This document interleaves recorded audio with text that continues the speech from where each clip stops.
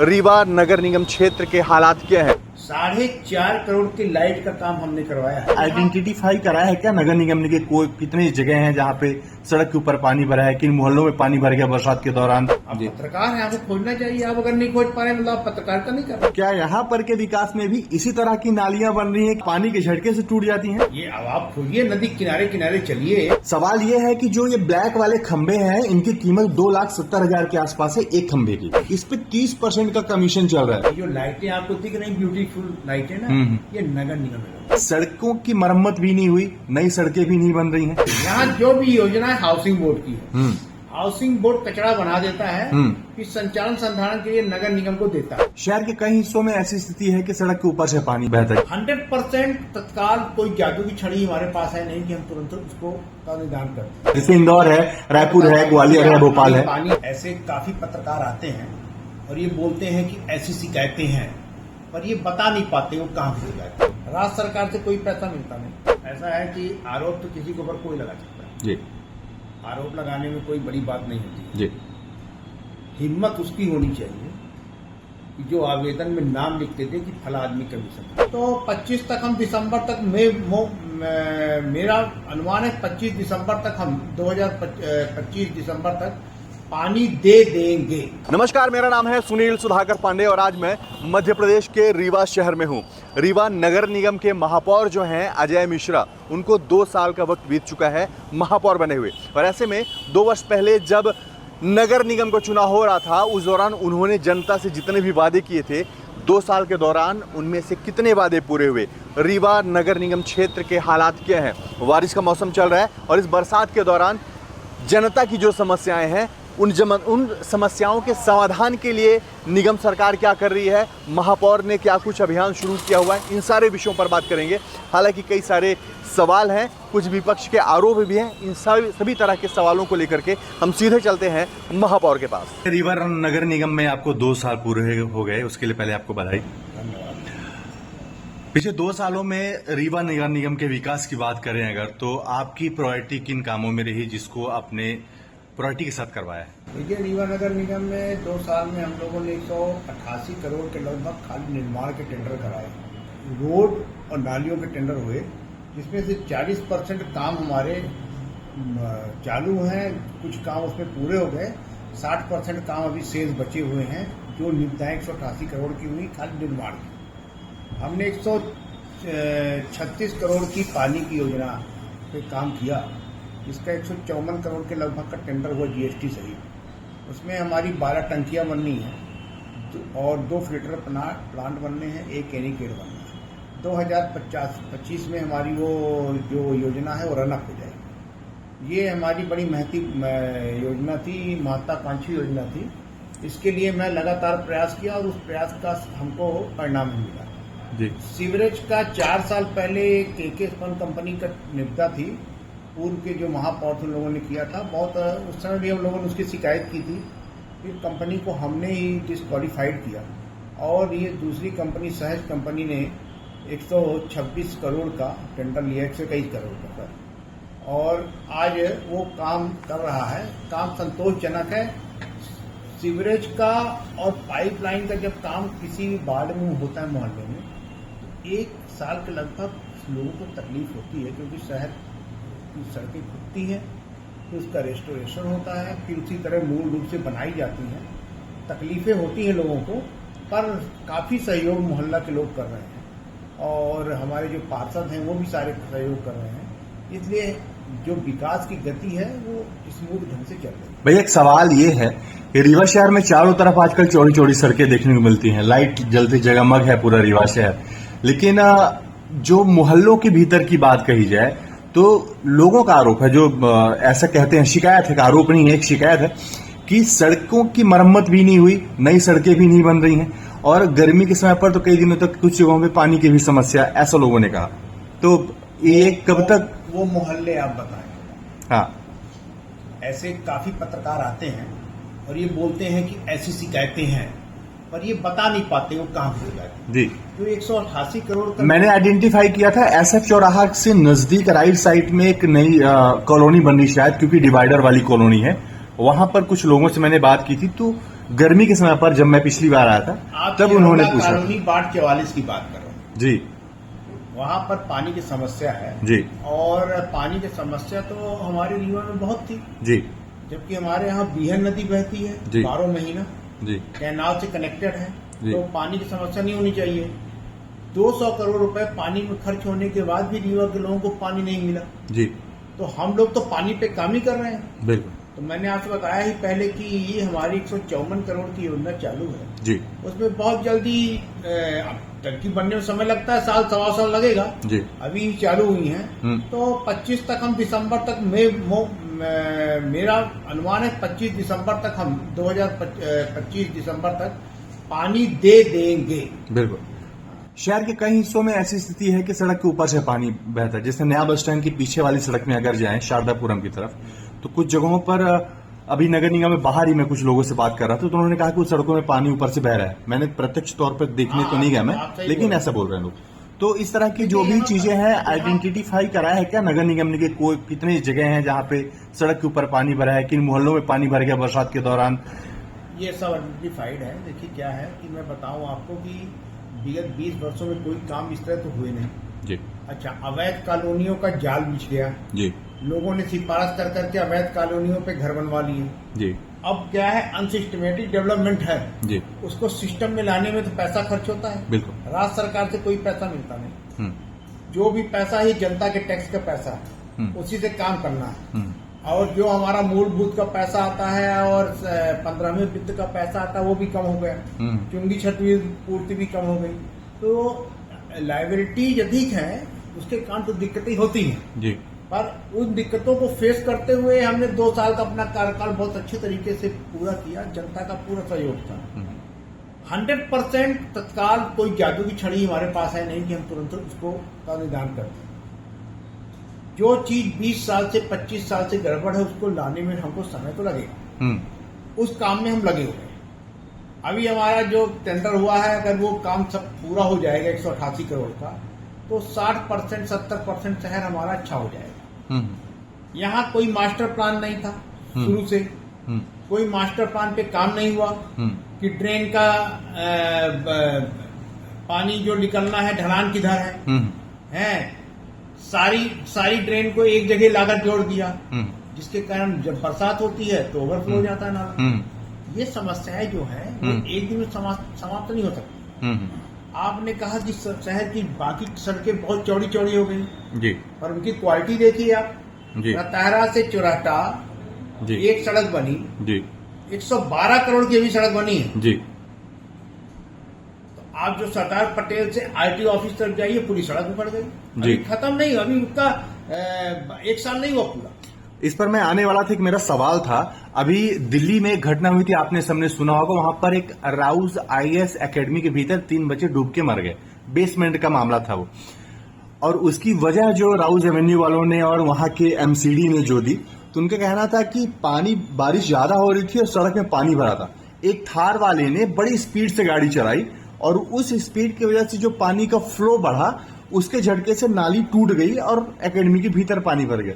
तो क्या यहाँ पर के विकास में भी इसी तरह की नालियां बन रही हैं कि गाड़ी के प्रवाह पानी के झटके से टूट जाती हैं? लोक निर्माण विभाग ने जो काम किया और एमपीआरडीसी ने, जैसे रतहरा से चौराहा तक लोक निर्माण विभाग ने काम किया और सिरमौर चौराहे से यूनिवर्सिटी तक लोक निर्माण एमपीआरडीसी ने काम किया, ऐसे चिरौला वाली रोड में एमपीआरडीसी ने काम किया। जी। यहाँ पर विकास इसी तरह का, मतलब यहाँ थार चलने लायक नहीं है। थार नहीं, आप खड़े हो जाइए तो स्लैब नीचे गिर जाएगा नाले का। ये क्वालिटी है। भ्रष्टाचार इन विभागों ने पर्याप्त किया। जी। आपने एक क्वेश्चन किया, शहर जगमग जगमग हो रहा। हाँ जी। 4.5 करोड़ की लाइट का काम हमने करवाया है। ये जो लाइटें आपको दिख रही, ब्यूटीफुल लाइटें ना, ये नगर निगम में लगा। जी। जो चिरौला रोड में लाइट लगी है वो नगर निगम में लगा है। जी, जो नए वाले खंभे लगे हैं काले वाले, जो जेल के पीछे आपने देखा होगा वो नगर निगम ने लगाया है। जी। लेकिन ये जो काले वाले खंभे लगे हैं भैया, इसको लेकर के एक सवाल है जो विपक्ष ने कहा है। कौन से काले वाले? ये सड़क के किनारे ब्लैक स्मार्ट पोल लगे हुए हैं, छोटे छोटे। वो हमारे नहीं जी, वो पीओडी के हैं। विपक्ष ने क्या सवाल किया? सवाल ये है कि जो ये ब्लैक वाले खंबे हैं इनकी कीमत 2,70,000 के आसपास है, एक खंबे की लगभग 1.5 लाख से लेकर के 2 लाख के आसपास उनकी प्राइस है। लेकिन नगर निगम जो पहले सिल्वर वाले खंभे लगाते था वो मैक्सिमम 30 से 35 लाख हजार या 40,000 तक में बन जाते थे। उनकी रोशनी भी ज्यादा होती थी और इन काले वाले खंभों की रोशनी नाम मात्र की है, जहां पर लाइट पड़ रही वहीं पर ही है। आप पहले ये बताइए किस खंबे की बात कर रहे हैं? आप मेन रोड के खंबे की बात कर रहे हैं कि शहर के अंदर ही खंबे? शहर के अंदर लगभग चारों तरफ ब्लैक स्मार्ट लगे हैं जो सीधे जाके थोड़े से टेढ़े हैं, चारों तरफ लगे हैं। हाइट लगभग होगी 7.5-8 की फीट हाइट होगी, है ना जी। वो हमारे जो ये लोक निर्माण विभाग का विद्युत यांत्रिकी विभाग हाँ। उसने लगाया जी। उस पर आरोप यह है कि ये खंभे जो एक तो 2.5 लाख के लगाए गए, ये कमीशन खोरी के लिए लगाए गए। पहली चीज ये उनको सुनिए, जिस विपक्ष ने आरोप लगाया है उसको ये शासन से सवाल करना चाहिए, नगर निगम का नहीं। नगर निगम में जहां खंभे लगाए वो नेशनल ब्रांड के पोल लगाए, अब कोई 2.5 लाख के खंभे नहीं लगे जी। नगर निगम सीमा क्षेत्र में कोई भी खंभा 2.5 लाख का एक खंभा नहीं लगा। जो आपने 30,000, 25,000, 35,000 बताया ना, इसी मापदंड में खंभे लगे हैं। पर नगर निगम में कहाँ लगाया? स्मार्ट पोल शिल्पी प्लाजा के प्रेमाइसिस में, ये प्रकाश चौराहे से काले चौराहे की रोड में, और जो ट्यूलर पोल लगाया हमने वो जेल के पीछे, और वो तो और भी सस्ते हैं, वो तो 15-20 हजार। जी। अभी तो मैं अपने विकास के सवाल पर था लेकिन आरोप पर आ गया था। एक और सवाल है जो 4-5 जगहों से मुझे सुनने को मिला। ऐसा कहा जा रहा है कि नगर निगम प्रीमिसेस के भीतर जितने भी जगह पर आप चले जाओ जो नगर निगम से संबंधित कार्यालय हैं, फिर राजस्व विभाग का हो या फिर किसी भी तरह का आवेदन बनाना हो या कुछ भी किसी भी घर की परमिशन लेनी हो, ट्यूबवेल कराना हो या जो भी चीजें हैं, इस पे 30% का कमीशन चल रहा है। पर्टिकुलर किसी का नाम नहीं लिया गया लेकिन इशारा आपकी तरफ था कि आपके इशारे पर या फिर आपके सहयोगी हैं ऐसे। ऐसा है कि आरोप तो किसी के ऊपर कोई लगा सकता है जी। आरोप लगाने में कोई बड़ी बात नहीं होती है जी।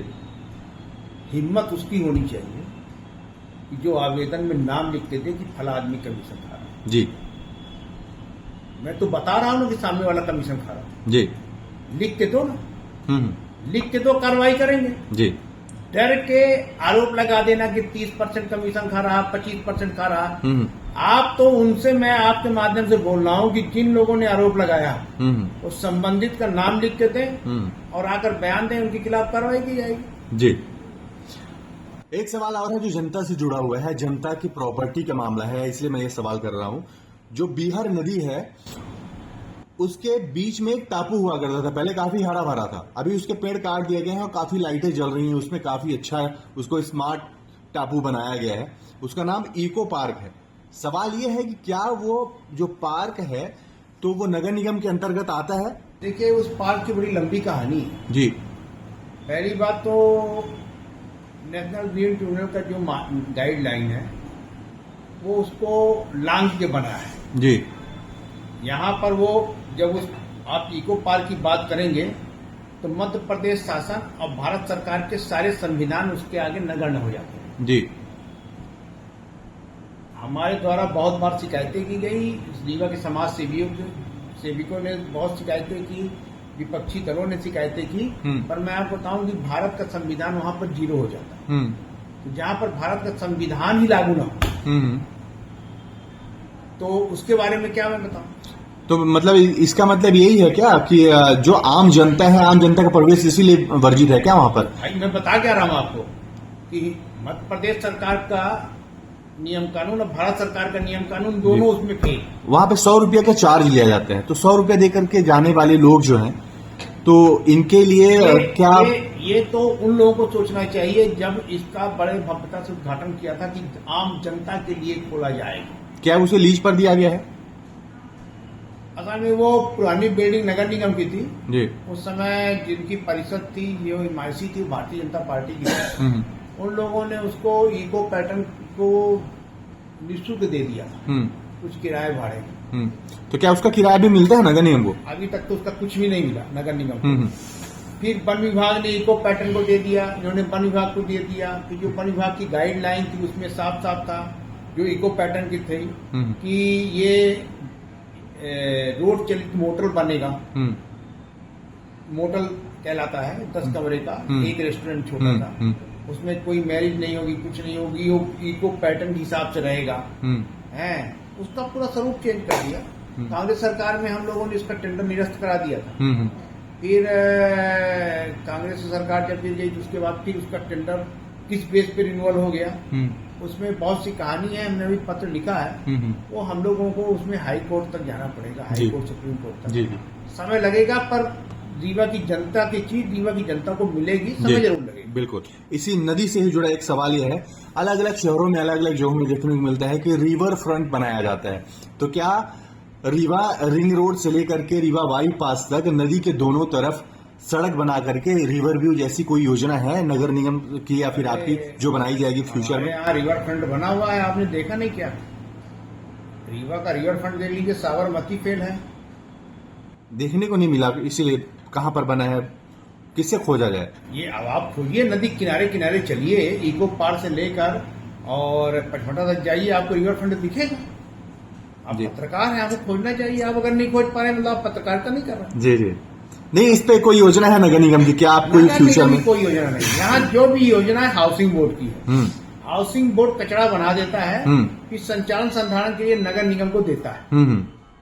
तो हाउसिंग बोर्ड एक हमारे यहाँ संस्था है जी, सब उसी का खेल है, वही सब कर रहा है। जी जी। एक धर्म से जुड़ी हुई थोड़ी सी बात है, कुछ लोगों ने इसको लेकर के अभियान भी छेड़ा हुआ है। अभी गणेश चतुर्थी आने वाली है, फिर नवदुर्गा आने वाली है। अलग अलग शहरों में देखा जाए तो नगर निगम के द्वारा एक विसर्जन कुंड बनवाया जाए जो परमानेंट बनता है। नहीं, हमारे यहाँ बनता है, परमानेंट नहीं बनाया जाता, क्योंकि हमारे यहाँ नदी बहती रहती है, इसे परमानेंट बनाना बड़ा असंभव है। नहीं, नदी से के किनारे थोड़ी सी दूर में एक विसर्जन कुंड अलग अलग शहरों में बना हुआ है, जैसे इंदौर है, रायपुर है, ग्वालियर है, भोपाल है। पानी बढ़ा हुआ है जी। हमारे यहाँ हम लोग बालू की बोरी से और डस्ट की बोरी से उसको बड़ा सा कुंड बनाते हैं, उसी में विसर्जन होता है जी। और हमारे यहाँ की जो सफाई कामगार वो लगे रहते हैं, जैसे ही मिट्टी घुल जाती है तो उसका पूरा जितना मटेरियल है हम लोग बाहर निकालते जी। नदी में हमारे यहाँ कोई चीज नहीं जाती जी। ये कभी आप विसर्जन के समय आएंगे जी तो आपको दिख जाएगा जी। नदी से जुड़े एक आखिरी सवाल मेरा ये है कि जो बीहर नदी है, बीहर नदी से ही पूरा पानी की सप्लाई पूरे शहर को होती है, जीवन रेखा कही जाती है रीवा की, और इसमें वाटर ट्रीटमेंट प्लांट भी कई सारे हैं, जैसे एक शायद विश्वविद्यालय की तरफ है और भी कुछ होंगे, एक कुटिया में, काय तालाब में जी। क्या सीवरेज ट्रीटमेंट प्लांट भी है रीवा में? जो नाली का पानी जो सीधा मिल रहा है नदी में, उसको रोकने के लिए कोई व्यवस्था है कि वो ट्रीटमेंट किया जाए, पानी को फिर नदी में छोड़ा जाए, कि उसी कचरे पानी को, उसी गंदे पानी को ही ट्रीट करके जनता को सप्लाई किया जाता है? अभी सीवरेज प्लांट हमारे यहाँ काम चल रहा है जी।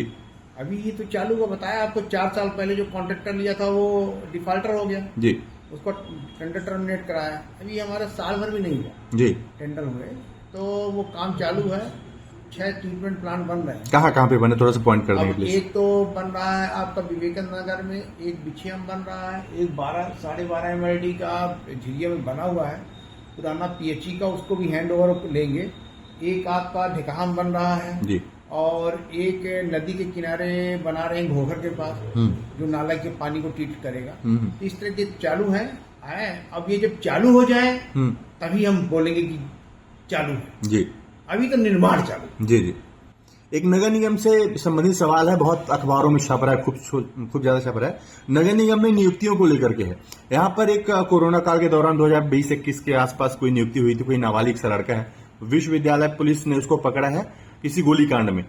तो सवाल यह है कि जितनी भी यहाँ पर नियुक्तियां हैं, उसी को लेकर के आप पे कुछ लोगों ने बोला भी था, वो सारी नियुक्तियां पैसे लेकर के हो रही हैं, या फिर जो नियुक्तियां पहले से, क्या उनकी आपने कोई जांच करवाई है? कितने लोगों के कागजात हैं यहाँ पर, कितने लोग ऐसे हैं जो सही सर्टिफिकेट देकर के जिनकी भर्ती हुई है, या फिर वो जो भर्तियां हुई कैसे हुई हैं? हमारे समय जो नियुक्ति हुई अभी लगभग 43 सफाई कामगारों की, सफाई संरक्षक की भर्ती हुई, वो योग्यता पे हम लोगों ने एक चीज को वेरिफिकेशन करके बड़ी पारदर्शिता से हुई, उसमें कोई भी भ्रष्टाचार नहीं, वो आप कभी भी दे सकते हैं।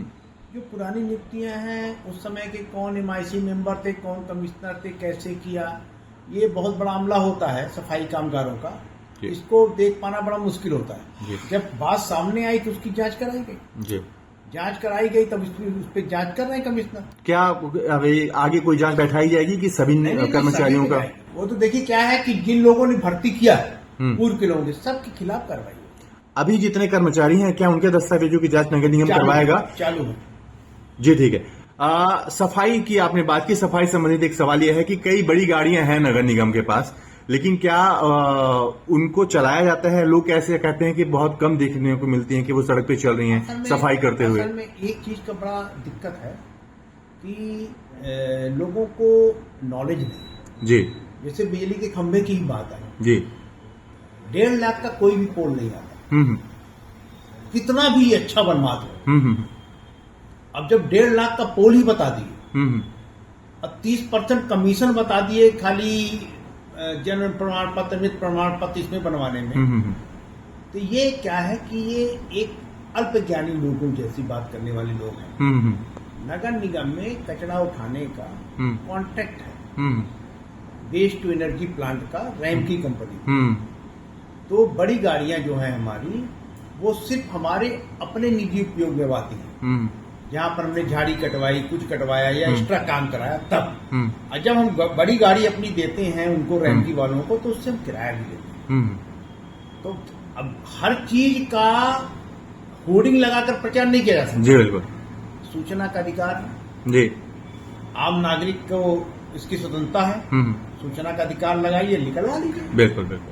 जितने भी रेजिंग सवाल थे जो जनता के बीच के थे, जिसको लेकर के जनता ने काफी प्रश्न किए थे, फिर चाहे साफ सफाई का मुद्दा हो, लाइटिंग का मुद्दा हो, नए निर्माण का मुद्दा हो, शहर के भीतर जो मोहल्ले हैं, मोहल्लों में के जो सड़कें हैं वहां का मुद्दा हो, पानी की सप्लाई को लेकर के हो, या फिर नालियों का जो पानी होता है उसको ट्रीटमेंट करके बिछिया नदी जो यहाँ की बीहर नदी है उसमें छोड़ने का हो, हर वो मुद्दे जो जनता के बीच से मैंने पिछले कुछ दिनों में शहर के अलग अलग इलाकों में जा करके लोगों से कलेक्ट किए थे, उन सभी मुद्दों पर मैंने सवाल किया।